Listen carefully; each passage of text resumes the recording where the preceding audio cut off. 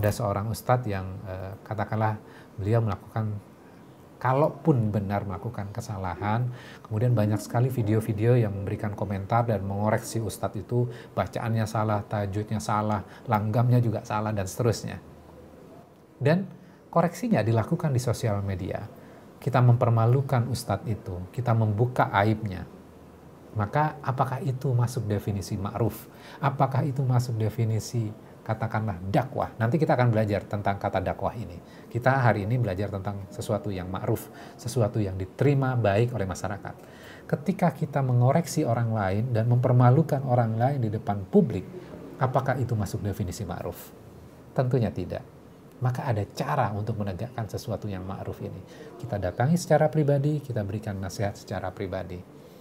Jadi bukan kita malah mengobarkan api kebencian. Assalamualaikum warahmatullahi wabarakatuh, para sahabat Quran sekalian. Hari ini kita mempelajari kembali dari surat Al-Imran ayat 104.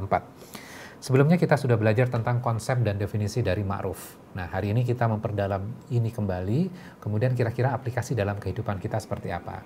Nah, ketika kita belajar Islam, kita merasa bahwa diri kita sudah lebih baik. Maka itu wajar kita miliki. Namun yang harus kita pahami adalah bagaimana kita mempelajari Islam dan kita belajar dari diri Rasulullah. Ketika kita belajar Islam, kita kadang baru belajar sedikit, tapi kita sudah menyalahkan orang lain. Nah, attitude ini yang kita perlu koreksi.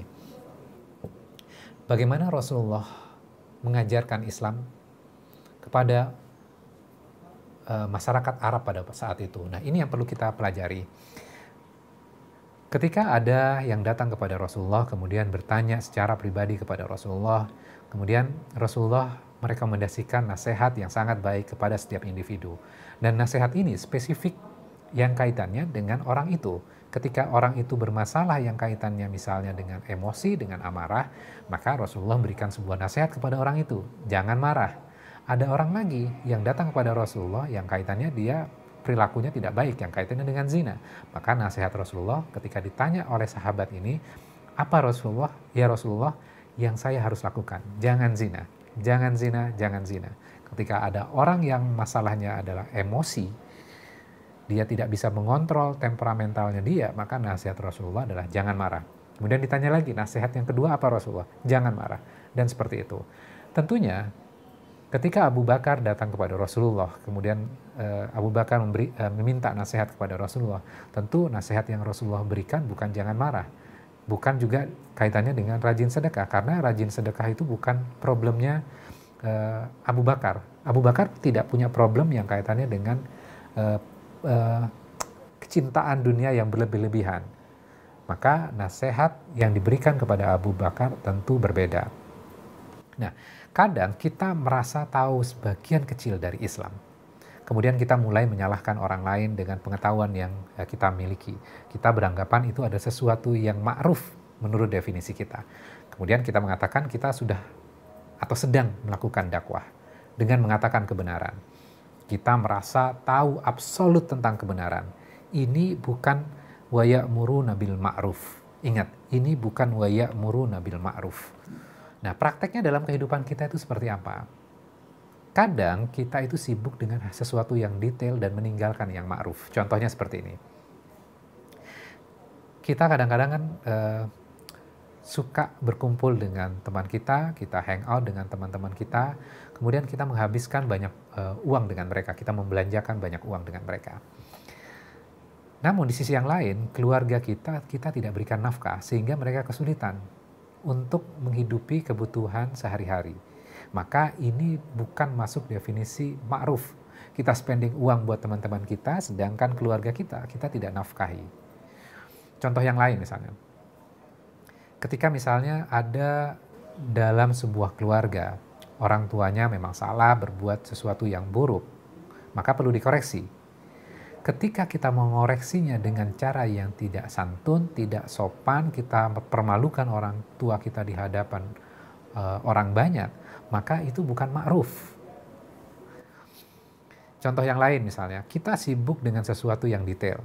Cara wudhu, cara sholat, mazhab ibadah, dan segala macamnya. Namun, Ketika ada orang lain yang salah, kemudian kita koreksi, dan kita permalukan dia di hadapan orang lain gitu loh, maka itu bukan sesuatu yang ma'ruf. Itu yang harus menjadi catatan kita. Umat Islam, manusia itu dipersatukan tentang sesuatu yang ma'ruf, sesuatu yang norma yang diterima baik oleh masyarakat. Jadi hal yang basic dari yang diterima oleh masyarakat, yaitu tentang yang tadi, kebaikan, kesantunan, keadilan, tidak zolim, dan segala macamnya. Kadang kita juga menegakkan agama, kita mengejar sesuatu yang sunnah gitu loh, tapi kita meninggalkan sesuatu yang ma'ruf. Contohnya apa misalnya? Ketika kita haji atau umroh, kita sudah niat labbaik Allahumma umrotan atau labbaik Allahumma hajjan, kemudian kita bertalbiyah secara terus-menerus, kemudian ada waktu di mana kita makan. Kita diberikan nasi kotak misalnya, kemudian kita makan, kemudian setelah makan, kita lemparkan bekas makanan kita sembarangan. Maka itu bukan ma'ruf. Karena kebersihan, menjaga kebersihan itu adalah sesuatu yang diterima baik dan diakui oleh masyarakat, maka itu adalah ma'ruf. Ketika kita melakukan sesuatu yang berbeda dengan hal itu, maka itu bukan sesuatu yang ma'ruf. Nah, itu.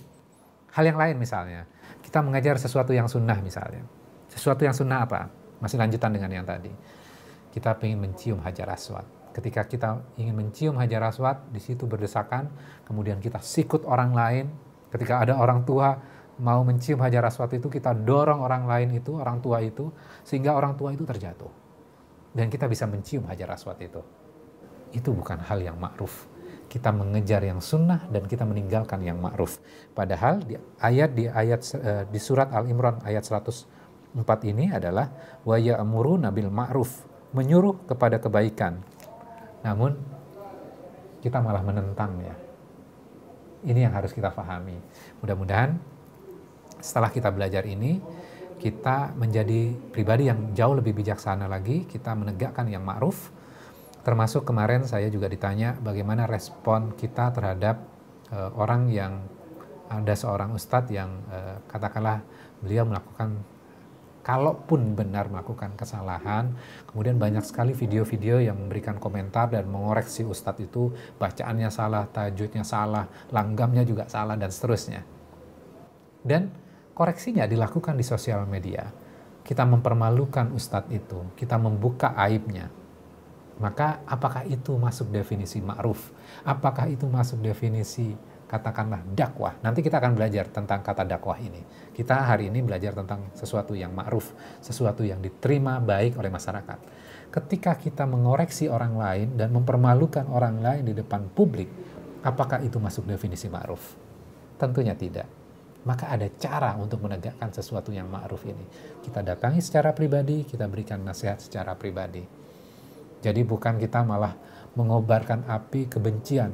Bahkan kalau saya baca komentar-komentar di sosial media, di YouTube, yang mengkoreksi dan menyalahkan bacaan Ustadz itu, menyarankan komentar-komentarnya, udahlah Ustadz, kalau belum belajar tentang agama, jangan sok-sokan menjadi Ustadz.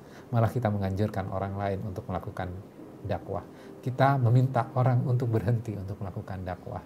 Apakah itu dibenarkan? Poinnya adalah kita tidak menyalahkan orang lain. Kita melakukan sebuah introspeksi pada diri kita. Apakah kita sudah menjalankan perintah di dalam ayat ini, wa ya'muruna bil ma'ruf. Mudah-mudahan ini bisa memberikan manfaat. Demikian, wassalamualaikum warahmatullahi wabarakatuh.